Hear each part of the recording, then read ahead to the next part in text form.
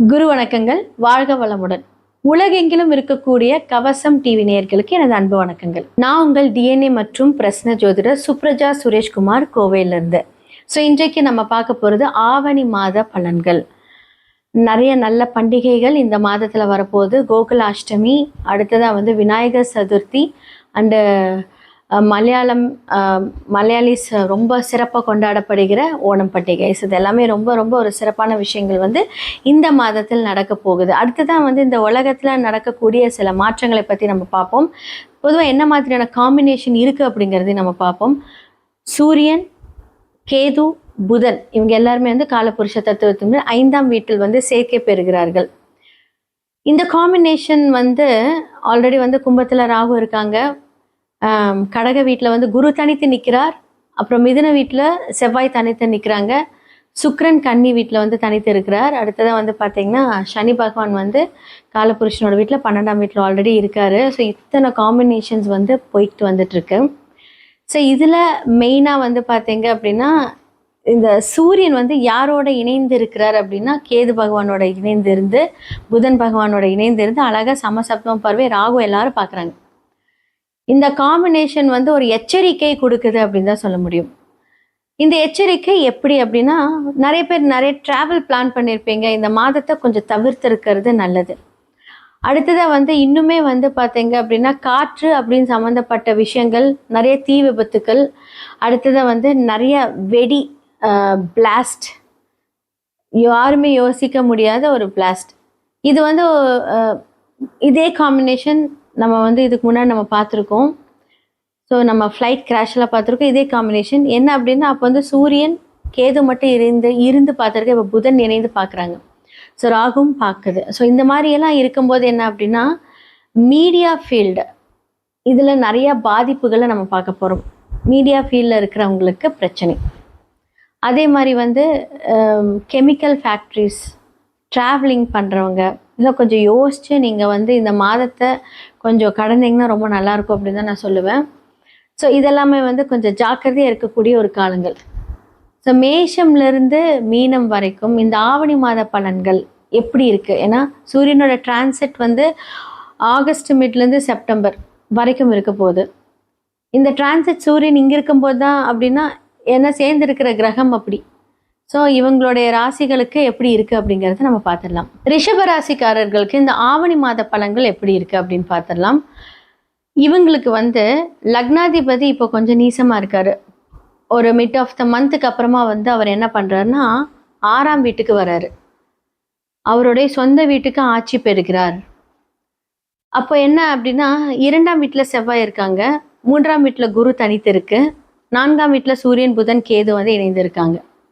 அப்போ 2க்குரியவர் 4ஆம் வீட்டுக்கு போகிறாரு. கூட பார்த்தீங்க அப்படின்னா சூரியன் கேது இருக்குது. சுகஸ்தானத்தில் ஒரு தடை. நம்ம நினச்ச ஒரு விஷயத்தை பார்த்தீங்க அப்படின்னா ஒரு என்ன சொல்கிறது, ஒரு கான்ஃபிடெண்ட்டாக பண்ணக்கூடாமல் ஒரு குழப்பத்திலே இருக்கிற மாதிரி ஒரு விஷயத்தை பார்த்தீங்கன்னா இந்த காலகட்டத்தில் கொடுப்பார், இந்த மாதத்தில் கொடுப்பார். 2ல் செவ்வாய் இருக்கும்போது வார்த்தைகள் கவனம். ஒரு விஷயத்தை முன்னோக்கி போயிட்டுருப்பீங்க, சடனாக அது வேண்டாம் அப்படின்ட்டுருவீங்க. 2ல் செவ்வாய் பகை வீட்டில் இருக்குது. குடும்பத்தில் பார்த்தீங்க அப்படின்னா அந்த பகை நீடிக்காமல் அமைதியாக போகிறது ரொம்ப ரொம்ப நல்லது. 3ஆம் வீட்டில் குரு மறைந்து இருக்கிறதுனால, அதுவும் சந்திரனோட வீட்டில் மறைந்து இருக்கும்போது என்னாகும் அப்படின்னா அடிக்கடியான ஒரு எமோஷ்னல் தாட் வந்துக்கிட்டே இருக்கும். சடனாக பார்த்தீங்க அப்படின்னா வழிகாட்டுதல் அப்படின்னு சொல்லக்கூடிய ஒரு கிரகம் உங்களுக்கு பார்த்தீங்கன்னா 8 அப்படின்னு சொல்லக்கூடிய இடத்துக்கு வர்றாரு. இதில் என்ன ஒரு முக்கியமான ஒரு விஷயம் நீங்கள் பார்த்தீங்க அப்படின்னா, நம்ம நிறைய முடிவுகள் எடுக்கும்போது நம்மளை கன்ஃபியூஸ் பண்ணுறதுக்கு நிறைய பேர் வருவாங்க. அவர் 3 மறைந்து இருக்கும்போது என்ன அப்படின்னா மறைமுகமான ஒரு எதிரிகளின் தாக்கம். இப்போ நீங்கள் இப்போ ரிஷப லக்னக்காரர்களுக்கு 2ஆம் இடம் புதன் அப்படின்னு சொல்லும்போது, இப்போ பேங்க்ல ஒர்க் பண்ணுறீங்க, ஒரு ஃபினான்ஷியல் அட்வைசராக இருக்கீங்க, இல்லை புதன் சம்மந்தப்பட்ட தொழில்களில் இருக்கீங்க. அவர் பார்த்தீங்க அப்படின்னா அவரோட ஸ்தானத்தில் 3ஆம் வீட்டில் சூரியனோட மறைந்து இருக்கும்போது என்ன ஆகும் அப்படின்னா ஒரு கன்ஃபியூஷன், ஒரு பிஸ்னஸில் ஒரு முடிவெடுக்கிறதுக்கு உண்டான ஒரு நிலையான ஒரு விஷயங்கள் வராது. ஆனால் அது சூரியனோட சேரும்போது என்ன அப்படின்னா அந்தந்த பாதங்கள் மாறும்போது அஸ்தங்கமாகி அதெல்லாம் கொஞ்சம் விலகும் போது என்னாகும் அப்படின்னா நமக்கு ஒரு விஷயம் வரும். லக்னாதிபதி 6ல் போய் உட்காரும்போது என்னாகும் அப்படின்னா உங்களுக்கு லோன் அப்படிங்கிற ஒரு விஷயம் ஆக்டிவேட் ஆகும். ரொட்டேஷன் அப்படிங்கிற ஒரு விஷயம் இந்த காலகட்டத்தில் ஆக்டிவேட் ஆகும். சுக்கிரன் அப்படிங்கிறது வந்து பார்த்தீங்கன்னா ரெகுலர் வருமானத்தை குறிக்கும். அப்போ என்ன ஆகும் அப்படின்னா ரொட்டேஷன்ஸ்க்கு வந்து காசு கொடுப்பீங்க, அது வராமல் போகும். அதனால சில பிரச்சனைகள் அப்படிங்கிற ஒரு விஷயத்துல போய் சந்திக்க நேரிடும்.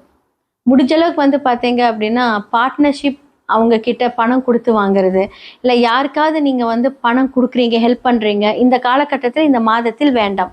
புதுசாக ஏதாவது ஒரு பிஸ்னஸ் ஸ்டார்ட் பண்ணுறீங்கன்னா 100% பண்ணலாம். ஏன்னா தொழில்காரகனாக இருக்கக்கூடிய சனி பகவான் உங்களை வந்து பார்க்கிறாரு. 11ஆம் வீட்டில் இருக்காரு, அடுத்தது வந்து 3ஆம் பார்வை பார்க்குறாரு. யார் எப்படி என்ன ஏது அப்படிங்கிற ஒரு விஷயத்த வந்து உணர்த்தக்கூடிய இந்த மாதம் அப்படின்னு தான் சொல்ல முடியும். ஆல்ரெடி கடன் வாங்கியிருந்தீங்க அப்படின்னா அதிகமாக கடன் இந்த காலகட்டத்தில் வாங்க வேண்டாம் அப்படின்னு தான் நான் சொல்லுவேன். ஏன்னா லக்னாதிபதி 6ல இருந்து உங்களை அதை இயக்க வைப்பாரு. முடிஞ்ச அளவுக்கு வந்து தவிர்த்து போகிறது ரொம்ப நல்லது. இல்லை வாங்கியே ஆகணும் அப்படின்னா சின்ன லெவல் ஆஃப் அமௌண்ட்டை நீங்கள் வாங்குங்க, ரொம்ப நல்லா இருக்கும். ஏன்னா 2ஆம் இடத்துல யார் இருக்காங்க அப்படின்னா செவ்வாய். செவ்வாய் இருந்து கரெக்டாக உங்களோட 8ஆம் இடத்தை பார்க்கும்போது என்ன ஆகும் அப்படின்னா அழகாக அதை ஆக்டிவேட் பண்ணிட்டே இருப்பார். ஸோ நீங்கள் வந்து பொதுவாக நீங்கள் ஒரு விஷயத்தை நீங்கள் ஹேண்டில் பண்ணும்போது யோசிச்சு பண்ணக்கூடிய ஒரு கிரகம் தான் உங்களோடது. அப்போ சுக்கிரன் வந்து பார்த்தீங்கன்னா எல்லாத்தையும் அட்ராக்ட் பண்ணுவார். ஆனால் இப்போ அவர் வந்து உங்களோட 6ஆம் வீட்டில் உட்காந்து மறைஞ்சிருக்காரு. ஆனால் அந்த இடத்துல ஆட்சி பெற்று இருக்காரு. அப்படிங்கும்போது அது கொஞ்சம் ஹெவியாக தான் இருக்கும். உங்களையே வந்து அதை கன்வின்ஸ் பண்ண ஆரம்பிக்கும். இல்லை இந்த டைம் நீ வாங்க உன்னால் முடியும் அப்படின்னு. ஆனால் கொஞ்சம் யோசிச்சு பண்ணுறது ரொம்ப நல்லது. ஸோ மாணவர்களுக்கு வந்து பார்த்தீங்க அப்படின்னா படிப்பு சம்மந்தப்பட்ட விஷயங்கள் வந்து பார்த்தீங்கன்னா ஹார்ட் ஒர்க் தான். சடனாக ஒரு கோர்ஸ் எடுப்பீங்க, இல்லை அடுத்த கோர்ஸுக்கு போகலாம் அப்படின்னு மல்டி லெவல் ஆஃப் திங்கிங் வந்து இந்த காலகட்டத்தில் இருக்கும். ஸோ பெண்களுக்கு செப்டம்பர் ஒரு ஸ்டார்டிங்கில் 2-3 தேதிக்கு மேலே வந்து பார்த்தீங்க அப்படின்னா உங்களுக்கு ரெகுலர் வருமானத்துலேருந்து அடிஷ்னலாக வருமானம் வரக்கூடிய வாய்ப்புகள் இருக்குது. ஸோ பிஸ்னஸ் பண்ணுறீங்க அப்படின்னா ரொம்ப நல்லாயிருக்கும். நீங்கள் ஒரு விஷயத்த நீங்கள் ஹேண்டில் பண்ணுறீங்க அப்படின்னா ரொம்ப தைரியமாக முடிவு பண்ணக்கூடிய ஆள். ஒரு விஷயத்தை நீங்கள் நினச்சிட்டிங்கன்னா உங்களுக்கு வைராகியமும் ஜாஸ்தி. எனக்கு 5ல் இப்போ வந்து சூரியனோட கேது இருக்காங்க, வைராகியம் ஜாஸ்தியாக இருக்கும். இல்லை நான் மனசுக்கு பிடிச்சது தான் செய்வேன் அப்படின்னு குலதெய்வ வழிபாடு நல்ல விஷயத்தை கொடுக்கும். ஸோ ரிஷபராசிக்காரர்களுக்கு இந்த காலகட்டத்தில் ஒரு பிஸ்னஸ் ஸ்டார்ட் பண்ணுறீங்கன்னா 100% பண்ணலாம். ஸோ சனி வக்கரமாக இருக்காரு. ஸோ ஒரு பிரச்சனையும் கிடையாது. ஆனால் ஹெவி இன்வெஸ்ட்மெண்ட் வேண்டாம். அதற்கான பிளான் ஆடி மாதத்தில் பண்ணியிருப்பீங்க. நான் லாஸ்ட்டே நான் சொல்லியிருப்பேன், ஆடி மாதத்தில் எதுவும் வேண்டாம், ஆவணியில் ஸ்டார்ட் பண்ணலான்னு. அதற்கான ஒரு பிள்ளையார் சொல்லி இப்போ நீங்கள் போடலாம். ரிஷபத்துக்கு ரொம்ப நல்லா இருக்க டைமு. ஸோ இந்த மாதிரி விஷயத்தில் மட்டும் நீங்கள் கொஞ்சம் சரி பண்ணிக்கோங்க, சூப்பராக இருக்கும். இந்த மாதத்தில் யாருக்கெல்லாம் ஃபேவர் அன்ஃபேவர் எல்லாமே நம்ம பேசியாச்சு. இது எல்லாமே பொது பலன்கள். இப்போ வந்து நான் சொன்ன வீடியோ ஸ்டார்டிங்கில் நிறைய பிரளயங்கள் நடக்கும் அப்படின்னு நான் சொன்னேன். அரசியலில் நிறைய மாற்றங்களும் நடக்கும் இந்த காலகட்டத்தில். அப்போது அரசு தொடர்பு அரசியல் சார்ந்தவர்களுக்கெல்லாம் இந்த மாதத்தில் பிரச்சனைன்னு கேட்டால் கம்ப்ளீட்டாக பிரச்சனை. அதான் நான் சொன்னேன், யாருக்கெல்லாம் நல்லது நடக்கும்னு நினச்சிங்களோ அவங்களுக்குலாம் வந்து பார்த்திங்கன்னா ஆப்போசிட்டாக நடக்கும். யாராலும் இதை நமக்கு நடக்கவே நடக்காதுன்னு நினைக்கிறோம், அவங்களுக்கு வந்து அப்படியே ப்ளூமாக இருக்கும். அப்போ சூரியனுக்கு இது ரொம்ப ஒரு ஃபேவரான டைம்னு கேட்டால் கண்டிப்பாக கிடையாது. ஸோ அப்போ சூரியன் சார்ந்த ஒரு விஷயங்கள் எல்லாத்துக்குமே வந்து கொஞ்சம் ட்ரபுள். ஆனால் பிரச்சனை வந்து பார்த்திங்கன்னா இப்போ கொஞ்சம் வக்கரகதி ஆயிருக்கனால வந்து அது கொஞ்சம் ப்ராப்ளம் இல்லை. ஆனால் இது என்ன ஆகும் அப்படின்னா பதுங்கி பாயறதுக்கு ரெடியாக இருக்கும்னு அர்த்தம். பிரச்சனைகளை சொல்கிறேன், நீங்கள் இல்லை.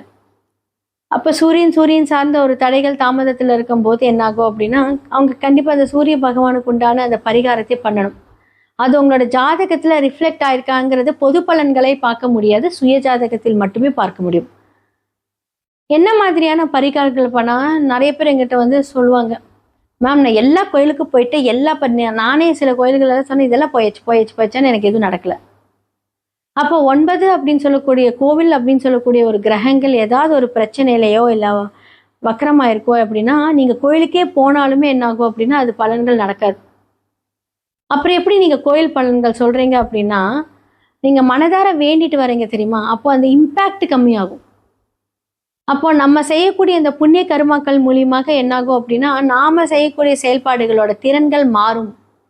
இதன் மூலியமாக தான் அந்த பரிகாரங்கள் ஆக்டிவேட் ஆகும். அது எப்போ ஆகும்? நீங்கள் ஒரு போன வருஷம் போய் பரிகாரம் பண்ணிட்டு வரீங்க. ஃபார் எக்ஸாம்பிள் உங்களுக்கு திருமணம் நடக்கல, லாஸ்ட் இயர் வந்து எல்லா பரிகாரமும் பண்ணியாச்சு, ஆனால் ஸ்டில் எனக்கு வந்து மாப்பிள்ளை கிடைக்கல, திருமணம் நடக்கல, தொழில் அமையல, இல்லை தொழிலில் நஷ்டம் வருது, எல்லாம் பண்ணியாச்சு, ஏன் நடக்கல அப்படின்னா இதை எப்படி நம்ம ஆக்டிவேட் பண்ணுறோம்? நீங்கள் செய்த அந்த ஒரு வேண்டுதல் கரெக்டாக அந்த ஒரு தசாபுக்தி மாறும்போது புண்ணிய கணக்காக வரும். அப்போ எதிர்பார்க்காத நேரங்களில் நமக்கு அதிர்ஷ்டம் வரும். ஸோ அதை பற்றி நீங்கள் ஃபுல்லாக வந்து உங்களோட சுய ஜாதகத்தை அனலைஸ் பண்ணணும். ஒரு விஷயத்தை நீங்கள் கிரகப்படி பார்க்குறீங்களா, டிஎன்ஏ படி பார்க்குறீங்களா, இல்லை உங்களோட ஓன் ஸ்டைலை நீங்கள் பார்க்குறீங்களா, இது என்ன பரிகாரமோ அதற்கான அந்த கர்மா விளைவுகள் எல்லாமே சூப்பராக இருக்கும். சுய ஜாதகத்தை பாருங்கள். ஸோ ஸ்டோன்ஸ் மூலிமா ஆக்டிவேட் பண்ணலாம். அண்டு வாஸ்து பிரச்சனைகள் எதுவாக இருந்தாலும் நீங்கள் அழைக்கலாம். எல்லாத்துக்குமே சொல்யூஷன், தி பெஸ்ட் சொல்யூஷன் இருக்குது. கண்டிப்பாக இதே மாதிரியான ஒரு விஷயங்கள் அடுத்தடுத்த இதில் உங்களை நான் வந்து சந்திக்கிறேன். வணக்கம்.